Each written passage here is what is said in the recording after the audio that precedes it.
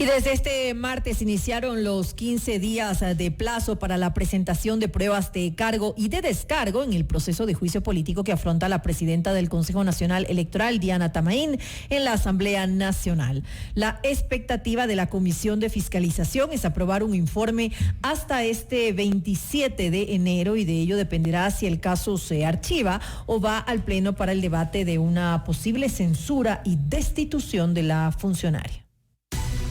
La noticia requiere profundidad. En Notimundo están los protagonistas de la noticia.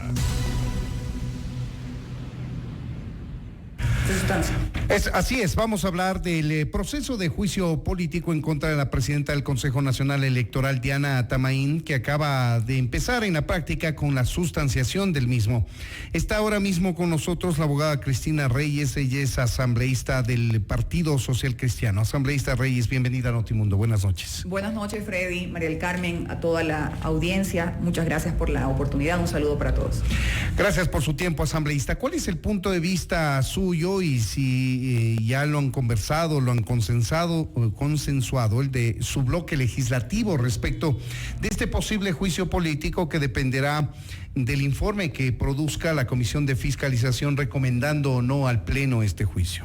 Sí, el juicio político está sustanciándose, es por supuesto legítimo y una herramienta de fiscalización que tenemos los legisladores para llamar a autoridades por el supuesto incumplimiento de funciones. Eso está en la Constitución de la República. Mi voto, como los ecuatorianos saben, fue en función de que el juicio se dé, porque todos los procesos de fiscalización jamás vamos a negarnos a que se puedan sustanciar. Como miembro del CAL, dice su voto. Como miembro del CAL, exactamente. Ahora estamos en una etapa de sustanciación en la Comisión de Fiscalización, pruebas de cargo, pruebas de descargo, hay denuncias graves, por cierto, de los proponentes, pero nuestra agrupación política tomará un pronunciamiento cuando acabe esta fase de sustanciación.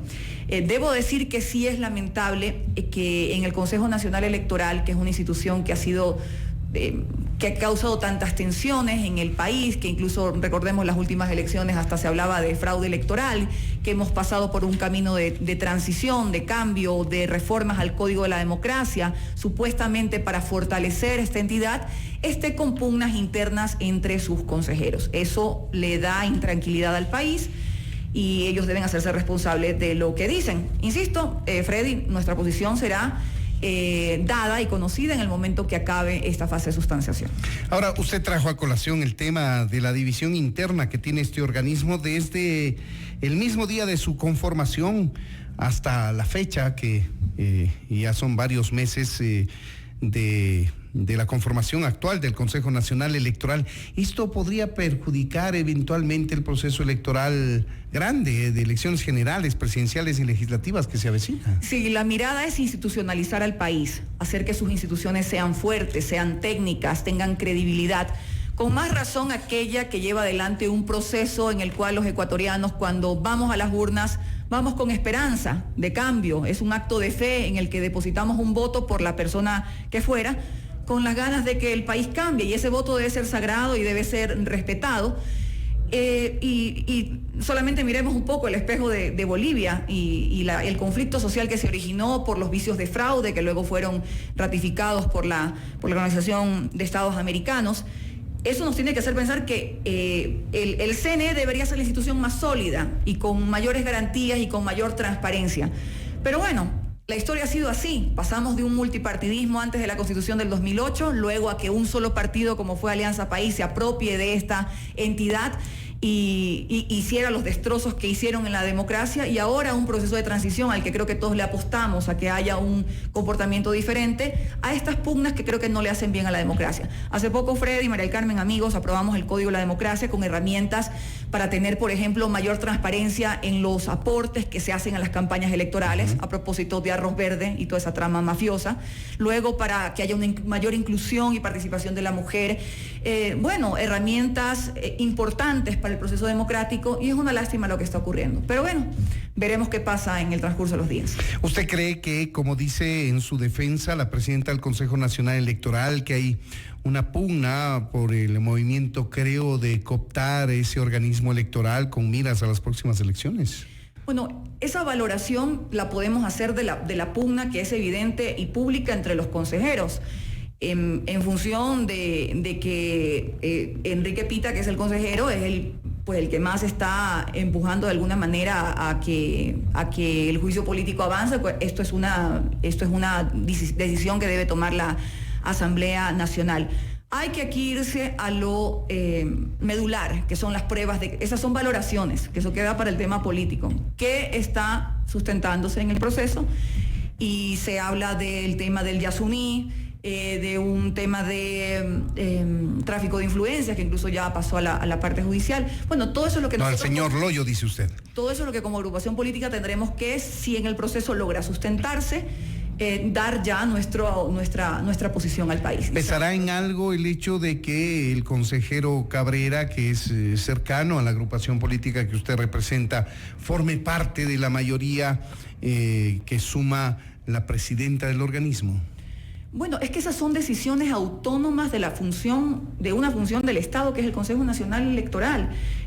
Creo que más allá de opinar, sí, por supuesto hay dos consejeros que han hecho un grupo para dar denuncias, tienen su derecho, pero son temas y decisiones de la función electoral dentro de sus competencias. Ahora a nosotros nos tocará dar un pronunciamiento en función de un juicio político. Estamos dialogando con la asambleísta Cristina Reyes, asambleísta por el Partido Social Cristiano. Dejemos de lado el tema del juicio político, vamos a guardar a ver cómo decurre el mismo, cómo se presentan las pruebas de cargo y descargo para tener mayores elementos en torno al tema. Hablemos de la aprobación de la ley de emprendimiento. Usted, que siempre estuvo empujando ese proyecto de ley, fue coautora del proyecto que finalmente se aprobó. ¿Cómo le va a beneficiar al país, a los jóvenes especialmente? ¿Qué es lo que usted destaca de este proyecto? Bueno, es una herramienta importante que hace mucho tiempo debió aprobarse en el país.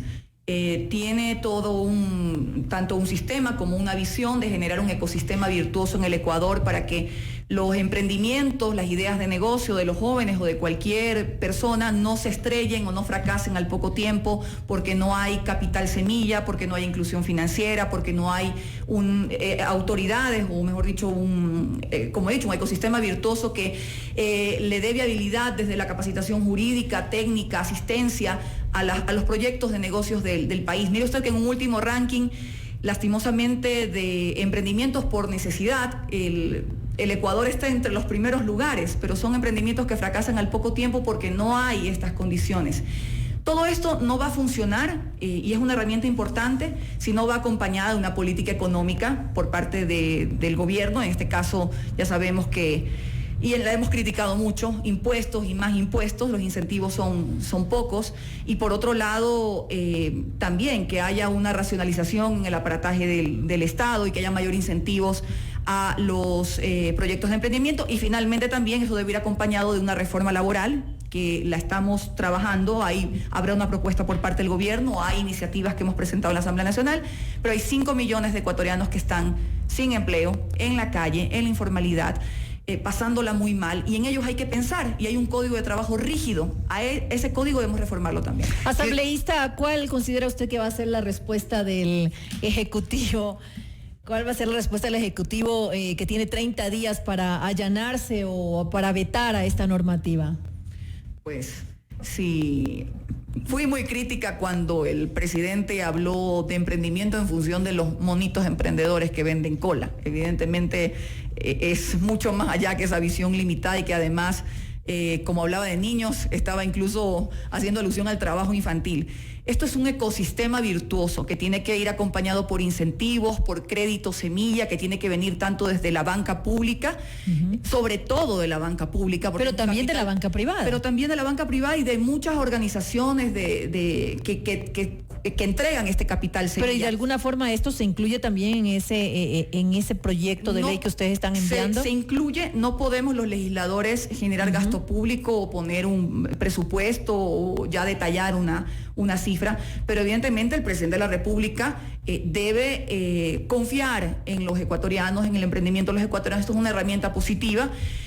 Pero insisto, no será suficiente si no va acompañada de otros temas importantes en la economía y fundamentalmente también de dinamizar el mercado laboral, las modalidades contractuales que son muy rígidas en el Ecuador y que no permiten también que los emprendedores que necesitan de colaboradores puedan contratar a personas. ¿Cuáles son las facilidades que ofrece para el emprendimiento este instrumento legal que aún aguarda la sanción del presidente? Bueno, como ya lo he dicho, se crean instancias que esperemos no queden en el tema burocrático ni que sirvan para engrosar el aparataje burocrático. Se involucra, por supuesto, a los ministerios existentes, Ministerio de Comercio Exterior, Ministerio de Finanzas, etcétera, para generar este ecosistema en el cual se pueda dar la capacitación, porque una idea de negocio no puede surgir únicamente de un latido, de un pálpito o de una percepción. Tiene que ser también un trabajo de estudio, un trabajo de proyección, de evaluación de mercado, dependiendo de cuál es el giro del negocio que se quiere dar. También hay que pensar, por supuesto, en los emprendimientos desde las comunidades, desde lo rural, y fundamentalmente sin crédito, sin capital de trabajo, muy poco se puede hacer. Entonces la herramienta, si bien nosotros no podemos generar cifras, pretende crear una política pública en el gobierno nacional, en el Estado ecuatoriano, para que se puedan generar estos espacios, este crédito semilla desde tanto la banca pública como los organismos hay organizaciones internacionales, como también, por supuesto, creo que la banca privada debe ser consciente que se deben generar líneas de crédito preferenciales para los emprendedores del país. Y también esto va acompañado de capacitación a jóvenes que tal vez en el futuro puedan convertirse en emprendedores. Esto iría de la mano del Ministerio de Educación, de la Cenecita. Sí, no solamente, a ver, que esta debería ser incluso una materia que se debe...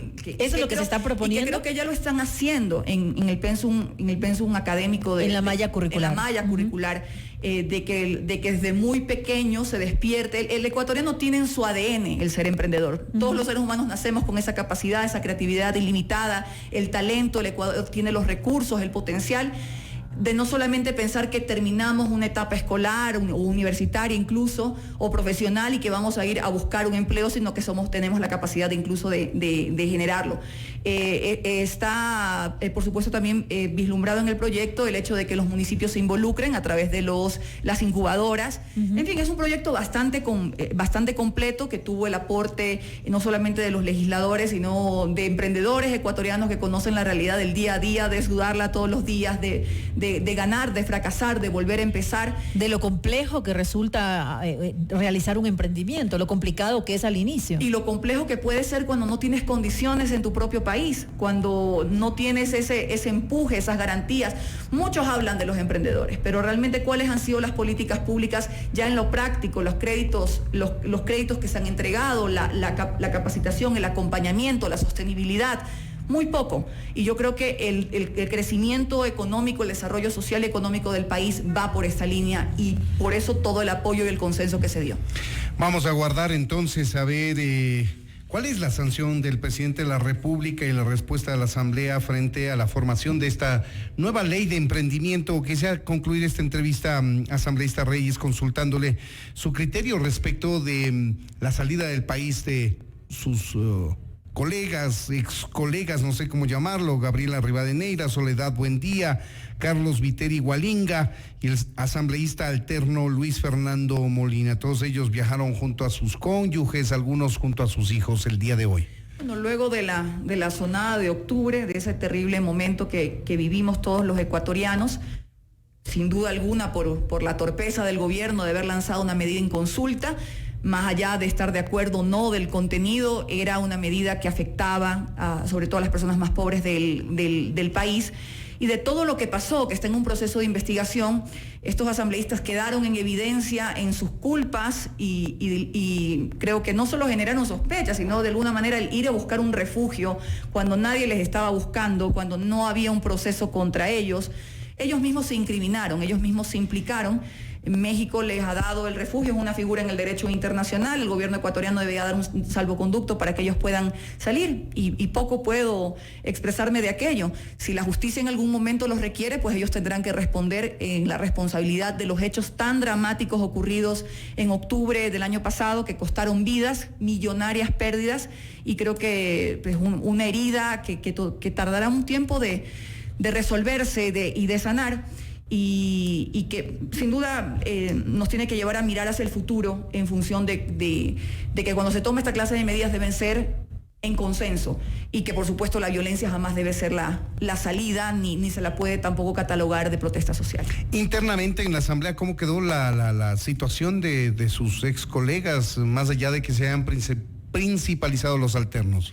¿Ellos pierden el cargo? ¿Cómo está la situación? Bueno, en el CAL, en la instancia administrativa, se resolvió suspenderles sus remuneraciones, porque obviamente no podían pretender ellos seguir cobrando sus sueldos si no iban a trabajar todos los días a su lugar de trabajo, en este caso. Es decir, ya no se les está pagando. No, y se hizo una reforma, incluso al reglamento de la Ley Orgánica de la Función Legislativa, para que en casos similares de personas que tengan algún impedimento porque tienen, no lo sé, han sido requeridos por la justicia, pero no hay una sentencia que les pudiera hacer perder su calidad de legislador, se pueda ya resolver prácticamente que venga el suplente, que se principalice el suplente.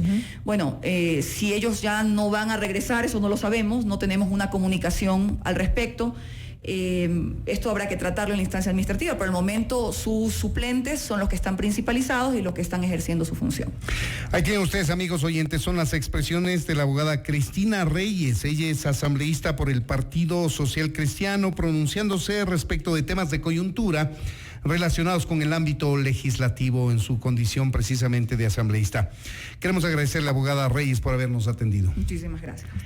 Esto es Notimundo, amigos, siempre bien informados.